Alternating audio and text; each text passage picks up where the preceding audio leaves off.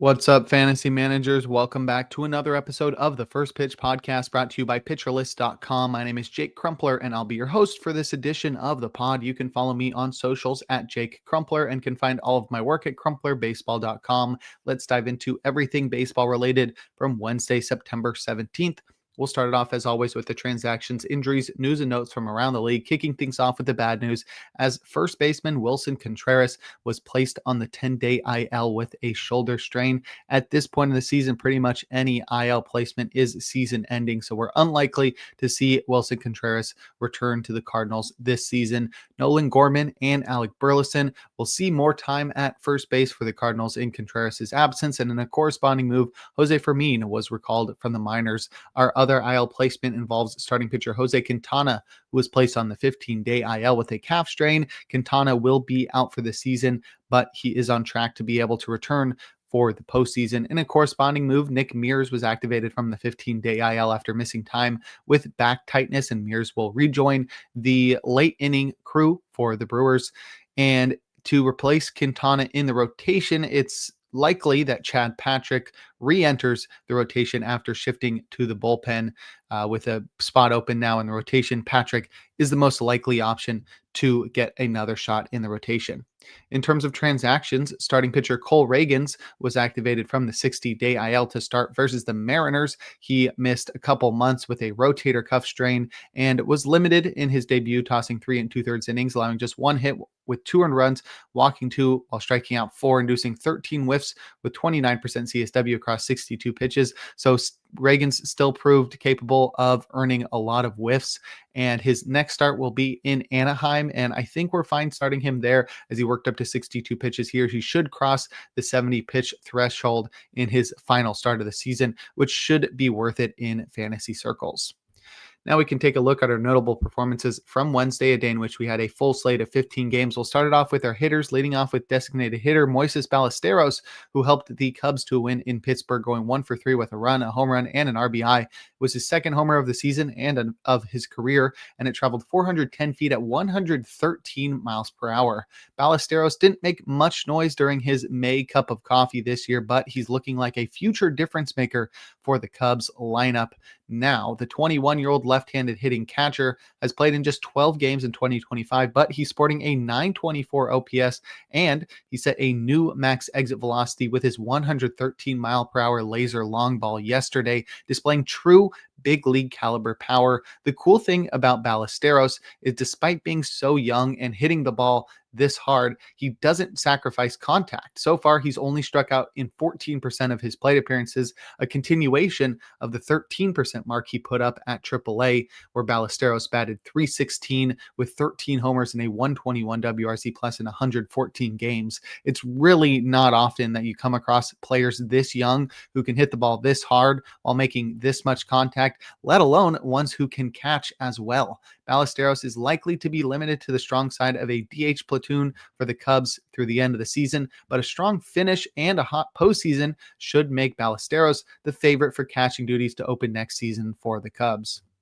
Next, we've got first baseman Matt Olson, who helped the Braves to win in our nation's capital, going 3 for 5 with 2 runs, a home run, and an RBI. It was his 28th homer of the year, and it traveled 422 feet at 109 miles per hour. Olson took a big step back last year after a career-best 54-homer campaign in 2023. He got a little bit too aggressive last year, swinging more than ever, but he's returned to his more typical patient approach in 2025, and while that's allowed him to make more consistent contact, leading to a 34% increase in his batting average, as well as allowing him to hit the ball hard more consistently, leading to the second best hard hit rate of his career. It's limited Olson's power because he hasn't been able to lift the ball as much. Obviously, his plate approach hasn't directly affected his launch angle, but there's a clear adjustment to his swing that is limiting his power. But that swing has both helped and hindered him, and ultimately, according to WRC Plus, it's been a net positive. And Olson's on an intense hot streak in September to make up for his early season power outage, homering 7 times in his last 12 games and in 5 of his past 6. Olson is still a premier first baseman in baseball. But if you'd like a breakdown of other notable hitting performances from Wednesday, check out the Daily Batters Box article over on PitcherList.com. Now we'll head to the mound and check out some notable starting pitching performances, opening with Blake Snell, who helped the Dodgers to win versus the Phillies, tossing 7 scoreless innings, allowing just 2 hits and 2 walks while punching out 12.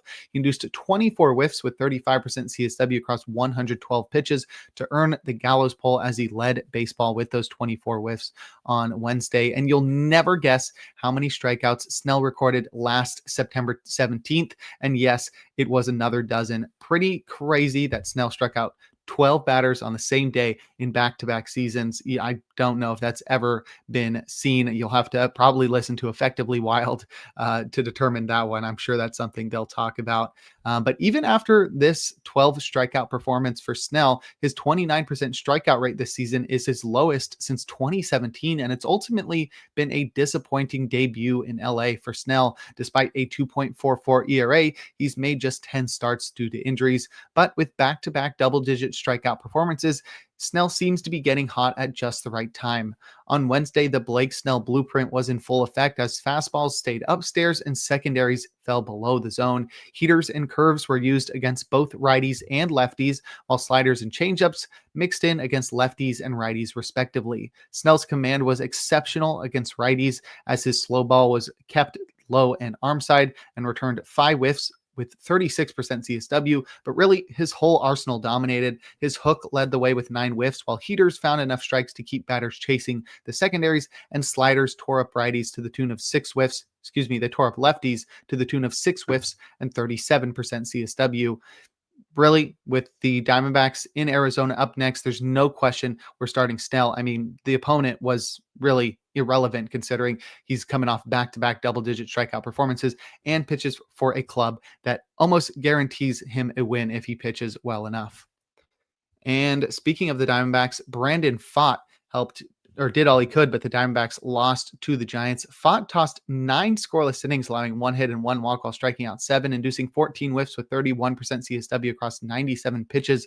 And Pfaadt had one of the best starts of his career, tossing what would have been his first career complete game, let alone the 1-hit shutout he turned in on Wednesday. But the Diamondbacks couldn't muster any run support, leading to an extra innings loss for the Diamondbacks. Usually we're looking for Pfaadt to have success against lefties when he turns in a start that's this good, but his curve and changeup combined for just 1 whiff and 24% CSW. Instead, it was the 1-2 punch of 4-seamers and sweepers with sinkers mixing in strikes and outs on balls in play that helped Pfaadt to find success on Wednesday.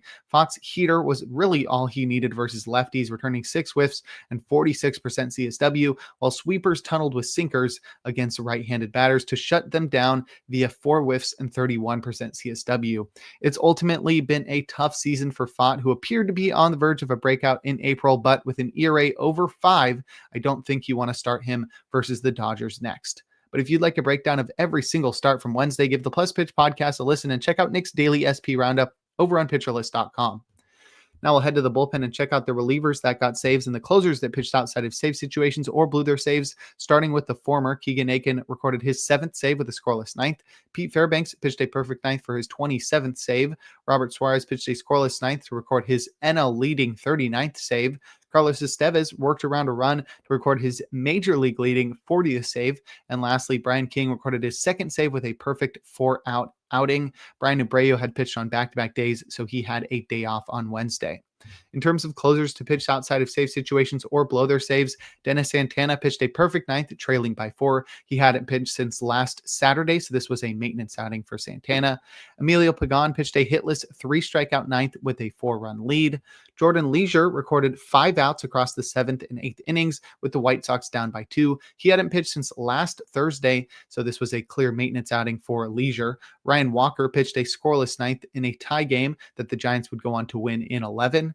Cade Smith pitched a perfect 9th with a 4-run lead. The Guardians put up 2 insurance runs in the top half, ruining his save opportunity. Aroldis Chapman pitched a scoreless 9th in a tie game that the Red Sox would win in 10 frames. Sean Armstrong recorded 5 outs across the 7th and 8th. Ronnie Henriquez pitched a hitless 7th with a 2-run lead, and then Calvin Fauché pitched a perfect 8th up by 4. And lastly, Tanner Scott pitched a scoreless 9th with a 5-run lead. The Dodgers added on 2 insurance runs in the 8th to blow his save opportunity. But if you'd like more information on relief pitchers, check out Rick Graham's weekly articles over on pitcherlist.com and tune in to the In the Pen podcast live on Thursday or recorded on Friday. And before we look forward to today's games, we're going to take a quick break. Now we'll look forward to Thursday, September 18th, a day in which we'll have just 10 games on the slate, with the first game beginning at 1:10 p.m. Eastern Time. My matchup of the day is Yoshinobu Yamamoto versus Logan Webb. Dodgers versus Giants is always a matchup to watch, and I don't just say that as a Giants fan. This is one of the greatest rivalries in baseball. The Giants are hot right now. The Dodgers are sort of falling apart. And we do have two aces squaring off. Yamamoto has looked great this year, and I'm pretty sure he's coming off that no-hit performance. If not, that was 2 starts ago. So he's had a really good September. And Logan Webb has been one of the best pitchers in baseball this year. So it should be a blast to see Yamamoto square off against Webb. In terms of probable starters, we've got 4 guys in the auto starts tier, including Yamamoto. We've also got Tarek Skubal versus the Guardians, Max Fried in Baltimore, and Hunter Green versus the Cubs. Our probably starts tier has 5 guys, and our questionable starts tier has 7, and that's where we'll find our streamer of the day in Colin Ray in Cincinnati. Ray is very solid, very high floor. He's been pretty mediocre recently, so not a very high ceiling here, and I don't think the floor is as safe as it usually is, especially pitching in Great American Ballpark. But Ray is somebody that you can trust to give you a high opportunity, high chance for a win, and a quality start pitching for the Cubs. I'd also keep an eye out for Jonah Tong versus the Padres. This one is definitely the opposite of Colin Ray, where this is all ceiling, no floor. Tong last time out absolutely destroyed ratios, and I would know I had him on my home league team, and it really crushed my chances at finishing second place.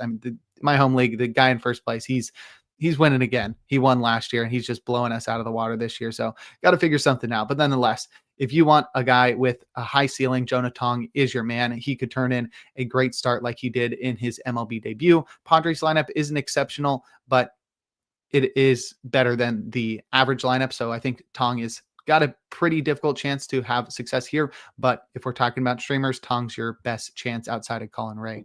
In terms of hitter suggestions, I target Brandon Lau versus Chris Bassett in George M. Steinbrenner Field. And Lau has batted .588 with 4 homers and a .2044 OPS in 17 at-bats against Bassett. That's a 2,044 OPS in 17 at-bats. You rarely see head-to-head numbers like this, so Lau is my top target of the day on Thursday. I'll also target Marlins and Rockies hitters in Coors Field. We'll see Sandy Alcantara and his 5.53 ERA square off against Tanner Gordon and his 6.14 ERA.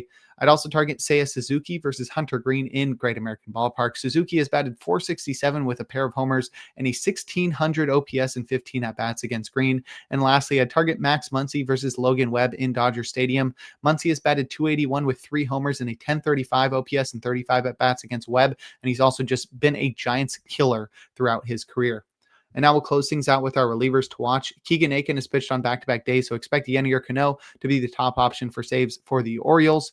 Cade Smith has pitched on back-to-back days and in 4 of the past 5, so Hunter Gaddis should be the temporary closer for the Guardians on Thursday. And lastly, Ryan Walker has pitched on back-to-back days, so Jose Butto should get a shot at a save for the Giants if they can hand one to him in the 9th against the Dodgers on Thursday. But that'll do it for today's episode of the First Pitch Podcast. Make sure to head on over to pitcherlist.com to check out all of the great articles and features we have on the site. Sign up for PL Plus or PL Pro to gain access to the Discord and to support the Pitcher List staff. You can follow me on socials at Jake Crumpler. Tune in live on YouTube tomorrow and every day for a new installment of the podcast. Trevor Hooth will be with you tomorrow and throughout the weekend. And make sure to enjoy the day as we are blessed with another day of baseball.